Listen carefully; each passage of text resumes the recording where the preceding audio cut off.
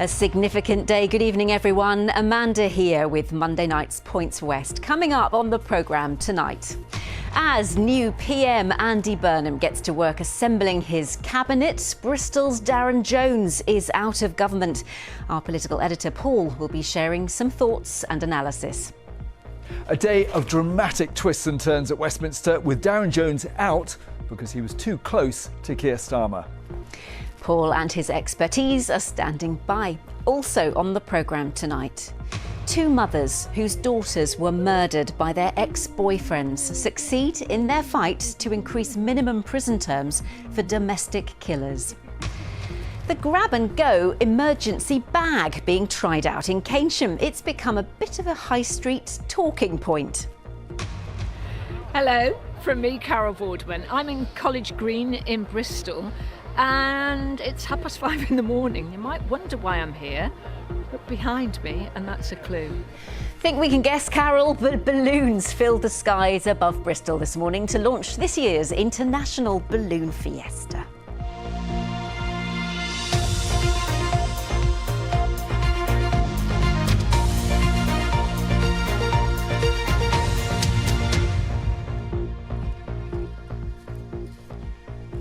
So we have a new Prime Minister and he's making sweeping changes to the government, with Bristol's Darren Jones sacked.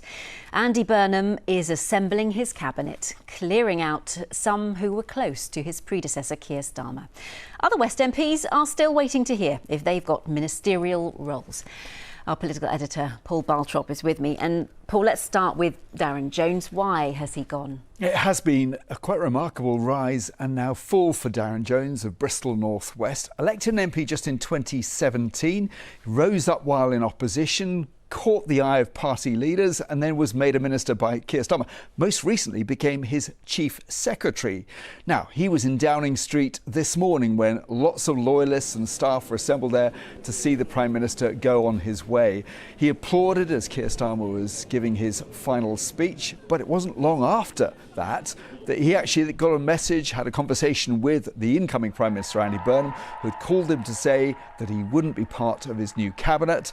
Darren Jones wrote that he would continue to proudly represent the place I was born and raised as MP for Bristol North West. So he's out. Two other West MPs who had government roles have yet to find out what their fate is. Now, they are Heidi Alexander. She's the South Swindon MP. She's been Transport Secretary for the last year. Before that, she was a Justice Minister. And then there's Karen Smith from Bristol South. She is a junior health minister who would hope to be holding on as well. Apart from those who have been ministers, we've also got quite a lot of new MPs interested, haven't we? We've got quite a lot of new MPs. Generally, there are lots of relatively new Labour MPs. The party have got more than 400 in Parliament. More than half were only elected last time around. So let's just have a look at some of ours who are hoping maybe to step onto the ministerial ladder. Claire Hazelgrove from Filton and Bradley Stoke. She's been a parliamentary private secretary recently. That's their first rung in the government. And then Damien Egan. He's a former mayor in London who probably met Andy Burnham through that guise. And then Simon Ofer of Stroud. He's 62, possibly wouldn't expect to become a minister at that age, but he's a GP, a lot of experience with the health system and a long-standing friend and ally of Andy Burnham. So perhaps there might be some role for him in the health dimension. Now, Andy Burnham was Manchester mayor. He, as we know, has talked an awful lot about the north. What does he know about the west, our neck of the woods? Well, he's been here quite regularly of late. He was here for the mayoral elections last year. I actually interviewed him in Bristol, and then I've seen him come campaigning here in the past, in the general election in 2024. But he's actually got quite a long history to him. He was an MP from 2001 until 2017. Back then, his first ministerial role was in the Home Office, and he had an early challenge promoting e-passports, which were then a new idea. Have a look at this. This was a road show in Bristol, a young Andy Oh my goodness, Burnham, fresh-faced. showing off his own passport, just 35 years old. He also ran into some protesters who were worried it would lead to national ID cards, and he tried to reassure people.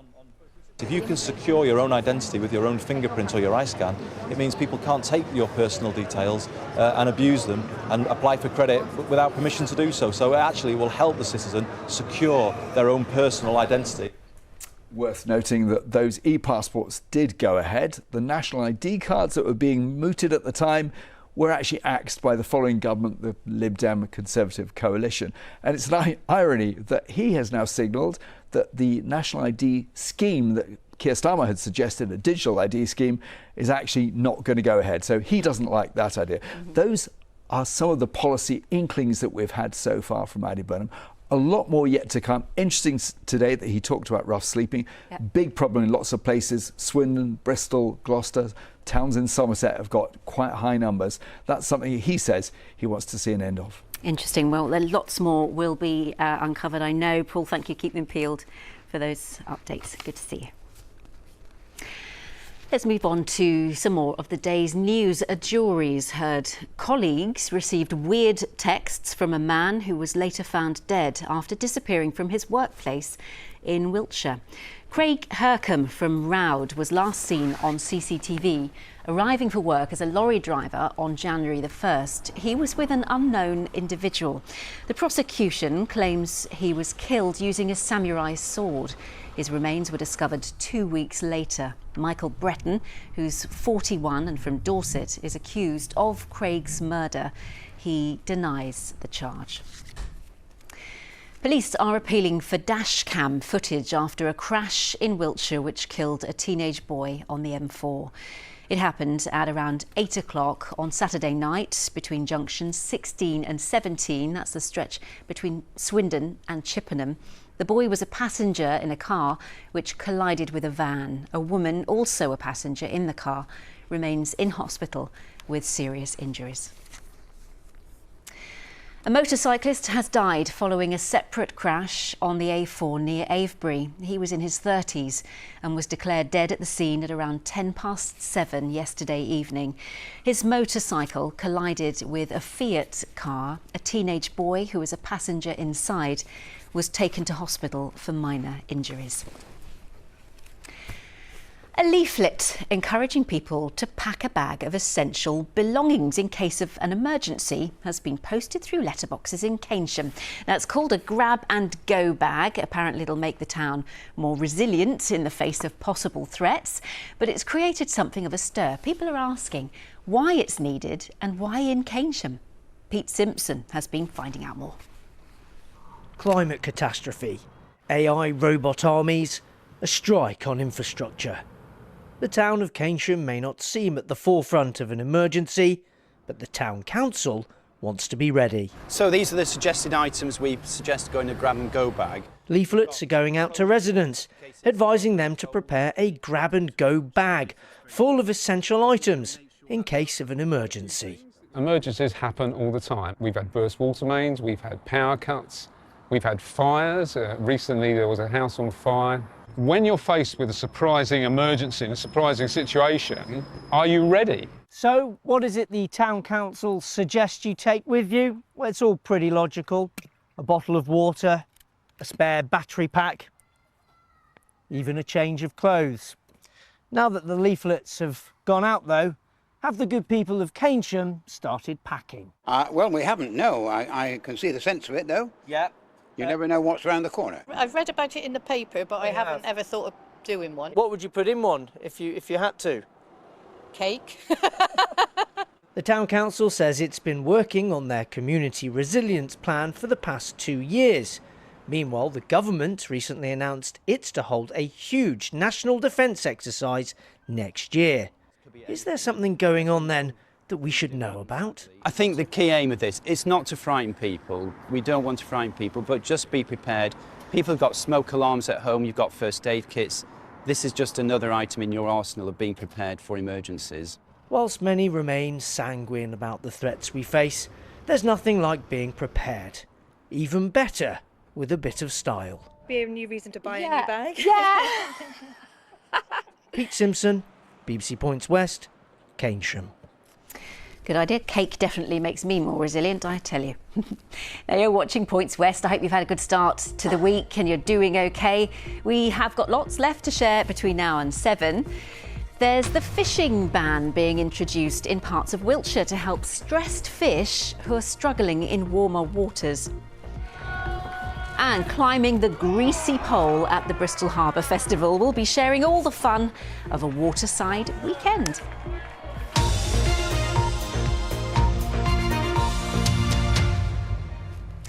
Next, the mums of two daughters, both murdered at home by former boyfriends, say their campaign will lead to longer sentences for domestic killers.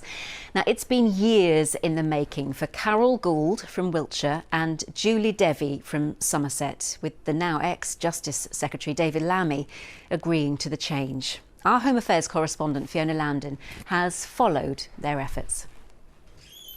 Hello, Julie. Oh, lovely to see you. I can't believe you've done it. It's taken us 7 years, 7 justice ministers, and a lot of sweat and tears, but we finally got it over the line. What a day that was. 7 years ago, Carol Gould's 17-year-old daughter Ellie was murdered at home by her former boyfriend Thomas Griffiths.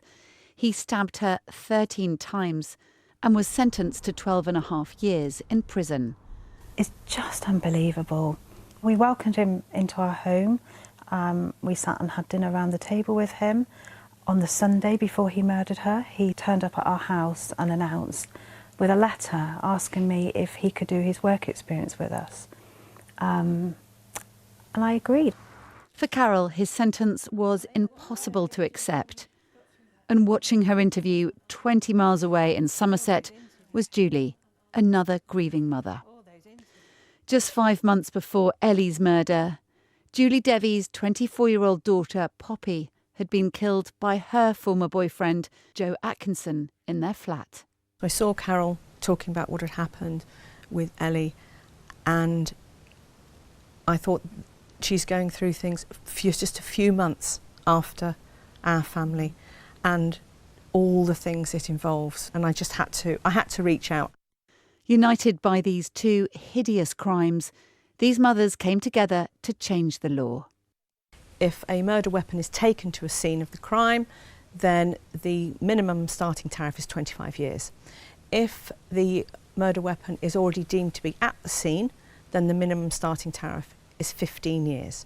And that's what triggered our campaign to start thinking, well, our girls' lives are not worth 10 years less.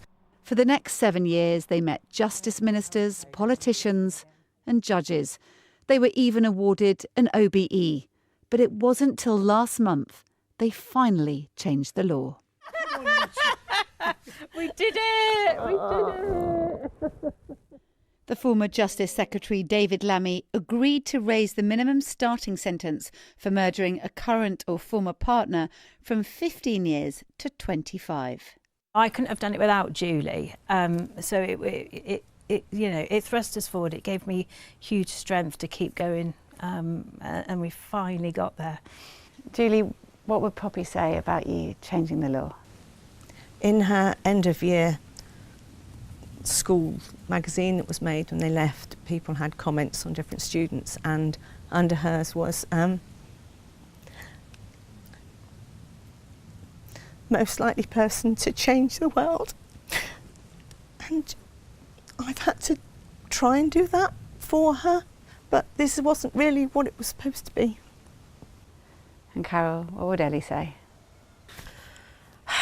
She'd be incredibly proud. She had a very strong moral compass. When she was in the sixth form, she had done a piece of work actually as part of her studies on should child murderers be punished. She got the results from that on the Monday, and on the Friday she was murdered herself. So to me there's some message in that. There's some message that, Mum, you had to do that. You had to do that to save other young girls and women, and I think she'd be incredibly proud that we did it and we've raised that awareness. Griffiths got 12.5 years, Atkinson 16. But under the new law, they could have both faced 26 years. It is a bittersweet victory. Fiona Lambden, BBC Points West. And thank you, Julie and Carol, for sharing that important journey. Now, expensive farm machinery, including GPS equipment, has been stolen from tractors and a combine harvester near Stowford in the south of Wiltshire. Vehicles were also damaged during the theft in the early hours of yesterday morning. Police patrols will increase in the area. Farmers are being urged to protect expensive items with PIN numbers and use forensic marking kits. A kayaker says he was left shaken and forced to get out of a Somerset river after a group of teenagers threatened to capsize him. It happened on the River Tone near Firepool Weir in Taunton. Concerned about their behaviour, the kayaker called police. The group then hurled verbal abuse at him and left him trapped, fearing for his safety. A teenage boy has been arrested for causing undue alarm and distress. The recent heat wave means game fishing is now banned on rivers in South Wiltshire, along with some lakes. Water temperatures have been higher than 21 degrees, which stresses fish like trout, salmon and grayling. Fishing clubs say the ban will protect fish and the river environment too. Here's our Wiltshire reporter, Will Glennon. Sun will be penetrating. We are in the shade here a bit, which is nice. On the banks of the Hampshire Avon at Amesbury, they're worried about the state of the water. It's just too hot. With thermometer in hand, head bailiff Andy Stafford wants to find out if the temperature has come down from the recent highs of 21.5 degrees. So it's 19.5 at the moment, Peter. And everyone here says that's still too high and stresses the fish to the point where it's dangerous. Certain species will tolerate a higher temperature, but the fish in our waters, the game waters north of Salisbury, predominantly trout and grayling, they are not happy when the temperature gets above 19, and when it gets to a too high a temperature, it can cause death. So for the first time, game fishing has been banned on the advice of the Angling Trust. Well, with the river being in a state makes me very sad. And I'm sad for our anglers because some of them travel a long way. Fishing means a lot to them. Health of the fish comes first. The health of the river. The Environment Agency says it's keeping a close eye on the situation and is responding quickly to any reports of fish in distress. It can be very, very dangerous, and then that's made even worse by the fact that as the flows come down as well, there's less water and it's becoming warmer, which does put the fish and the aquatic environment under a lot more pressure. But humans are partly to blame. We've changed our rivers, made them slow. Fish already struggle, and then you add the heat. Warm water can hold quite a lot less oxygen in it. So as well as them being physically stressed, so imagine you're quite hot, it requires a lot of energy for you to cool down. Add on top of that, there's a bit less oxygen for you to breathe and you're having to work really, really hard just to survive. There will need to be a consistent run of cooler weather or even rain to help bring temperatures down. Only then can these rivers reopen to anglers. Will Glennon, BBC Points West, Amesbury. Skaters at a popular ice rink say they face being priced out of the sport as new parking charges are brought in. Planet Ice at Cribbs Causeway is introducing a £5 parking charge for people visiting the rink for more than 45 minutes. With sports like figure skating and ice hockey already expensive, customers say the new charges could dissuade people from getting out on the ice. Planet Ice hasn't responded. A column the height of a double-decker bus is to be put up at a World Heritage site in Wiltshire. The National Trust has been given permission for it to be installed in the car park at Avebury. The column will house a satellite link along with solar panels. It'll enable visitors to pay for parking on their mobiles in a bad signal area. A local heritage group had argued the modern equipment would jar alongside the ancient stone circle. Next, this bird is a long way from home. The long-tailed shrike is a rare sight in the UK, with only 3 sightings ever recorded. Eagle-eyed birdwatchers have been flocking to East Leach in Gloucestershire, where it settled, to try to get a glimpse. Experts think it went off course, travelling from Asia. Our news website's busy again today. You could multitask, have a quick scroll if you fancy. I've picked out a few stories for you. A warning first that people lighting fires in parks and open spaces are breaking the rules and risking wildfires. This came up at a Bristol Council meeting. Places like the Downs and the Blaze Castle estate are a particular concern. The regeneration of Bridgewater's Northgate docks has finally been given the thumbs up. Plans have been rumbling around for some time. The idea is to create a cultural visitor destination, attract inward investment. And here's a warm-up article about WOMAD, the world's largest international music festival, is back. It's had a year off. It now has a new home. That's the Neston Park estate near Corsham. Starts Thursday. You can find all those stories and more on the BBC News website and app. Now, there were near perfect conditions this morning as balloons took to the skies over Bristol, marking the countdown to this year's International Balloon Fiesta. It begins for real next month with over 100 balloons hoping to fly during that free event. And Ross Pollard had an early morning liftoff. It's just gone 6 o'clock in the morning and me and cameraman Tom are going up in a hot air balloon for the first time.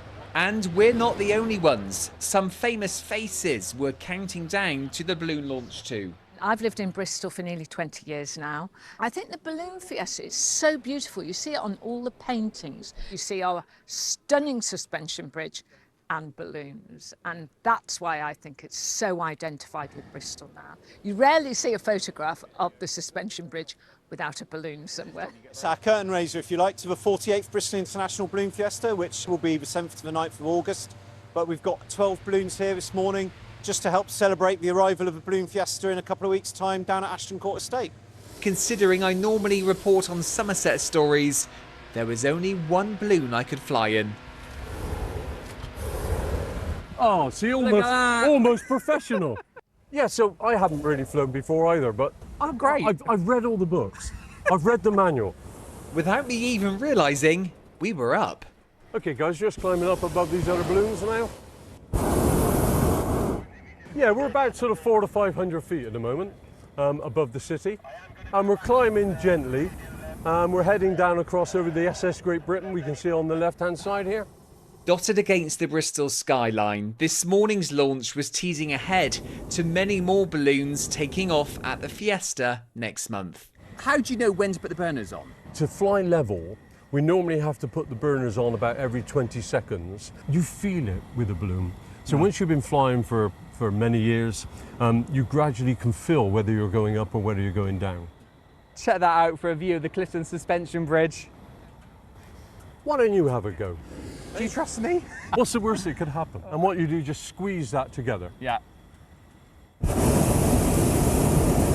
The heat that kicks out. Yeah.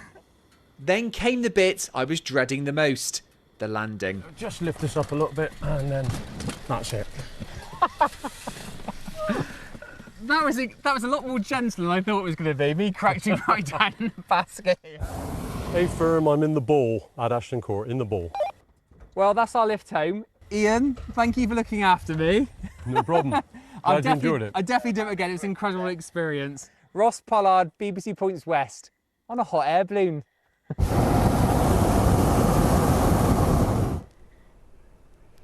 Ah, brilliant. Ross, I can't believe they let you touch those controls. If you are going to the Balloon Fiesta, I know lots of you love it and make a date every year. Do let us know what you've got planned. Of course, it all starts on Friday, the 7th of August. We'll be there throughout. 3 days of events are planned. We'd also love to see your pictures as well. So if you just look at the details on the screen now, you can get in touch with us in all those ways. And didn't those conditions look perfect today? Love this ballooning time of year. We've got more of the same ahead of us this week. Let's take a look at the forecast. Over to Nina Ridge. Today we had the sunshine and it felt pretty warm as well. Clear blue skies from our weather watchers, just the odd puff of fair weather cloud, and really the weather throughout much of this week is going to be very similar. We're keeping the high pressure, so no signs of any significant rain. It is a dry forecast with some sunshine and those temperatures persisting in the mid to high 20s. That high pressure is just sitting out to the Atlantic, so around the high we've got more of a northeasterly wind, but the winds are fairly light.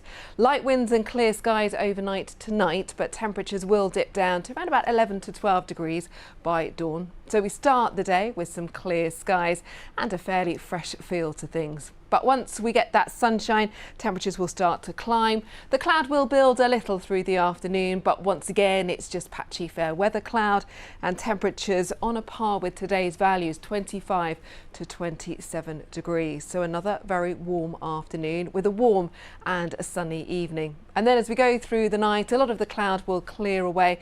And so once we get in towards the early hours of Wednesday morning, we'll see those temperatures perhaps a degree or so higher at 12 to 13 degrees. But day by day, our forecast is very similar.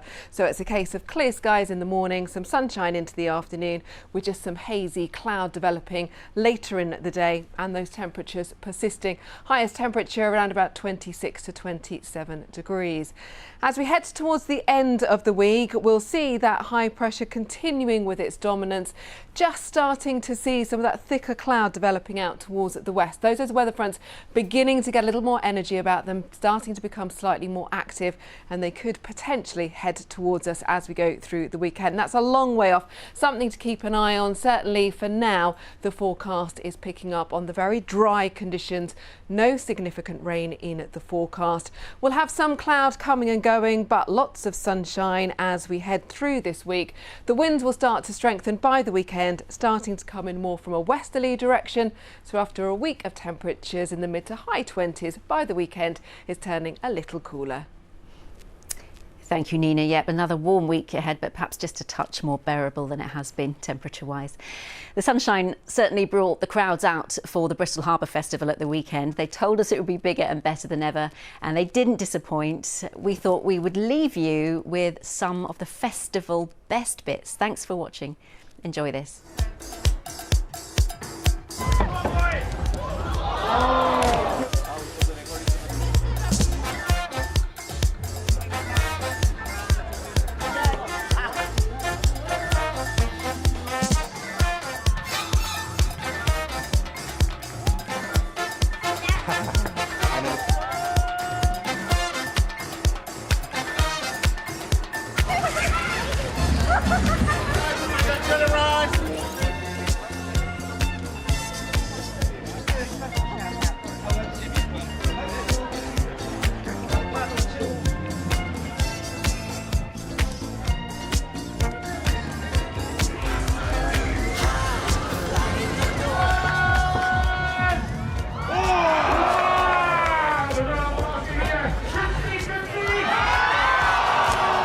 Happy birthday to you. You're gonna slip with no shoe.